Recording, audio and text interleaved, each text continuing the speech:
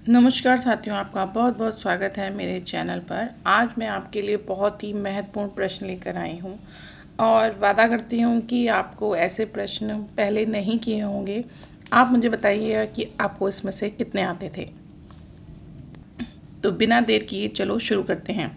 तार सप्तक का प्रकाशन कब हुआ? 1943 में हुआ है तार सप्तक का प्रकाशन।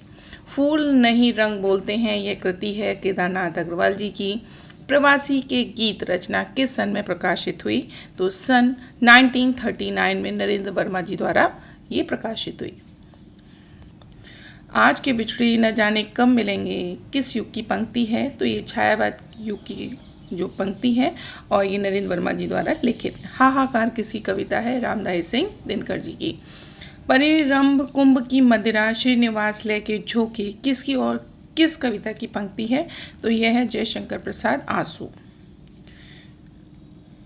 मिलन यामिनी किसका गीत संग्रह है? तो हरिवंश राय बच्चन जी का है। एकलव्य किसकी रचना है? डॉक्टर राम कुमार वर्मा की।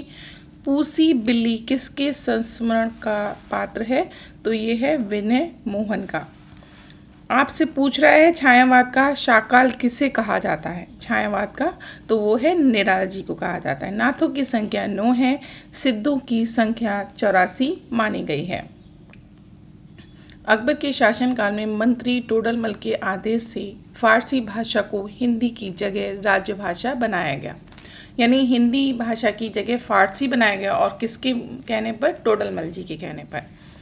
संविधान सभा में हिंदी को राजभाषा बनाने का प्रस्ताव किसने दिया? तो गोपाल स्वामी अयंकर ने प्रस्तुत किया था। भाष शब्द किस धातु से बना है? तो भाष धातु से बना है। प्राचीन भारतीय आर्य भाषा का समय कब से कब तक है? तो आप बताएंगे 2000 ईस्वी से 5000 ईस्वी तक। भारत की प्रथम देश भाषा कौन सी है? तो आप बताएंगे पाली। प्राकृत प्रकाश किसका ग्रंथ है? तो है ये वरुचि का। प्राकृत के कुल कितने भेद हैं? तो 5 अथवा 3 भेद माने जाते हैं। पूर्वी प्राकृत, उत्तर पश्चिमी और पश्चिमी प्राकृत, जिसमें पूर्वी प्राकृत में मागधी आती है और पश्चिमी प्राकृत में शौरसेनी। प्राकृत का दूसरा नाम पाली भी है और प्राकृत में स्वर की संख्या 10 है।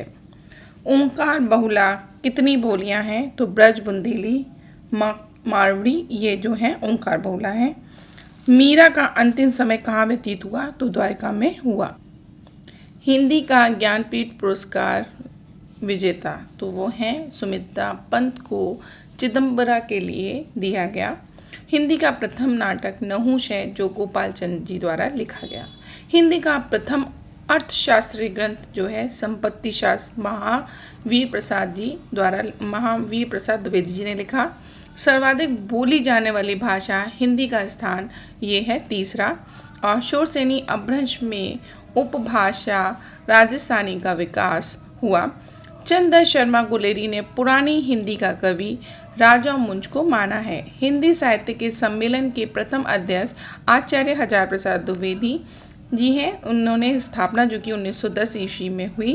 देवनागरी का विकास किससे हुआ ये आपको बताना है और कमेंट के माध्यम से मुझे ज़रूर बताइएगा। आपका बहुत बहुत धन्यवाद। आपको पसंद आए तो please like share and subscribe ज़रूर करें और इसे आगे बढ़ाएं और जैसे आप अभी तक सपोर्ट करते आए हैं वैसे ही करें। Bye bye and take care. जय हिंद।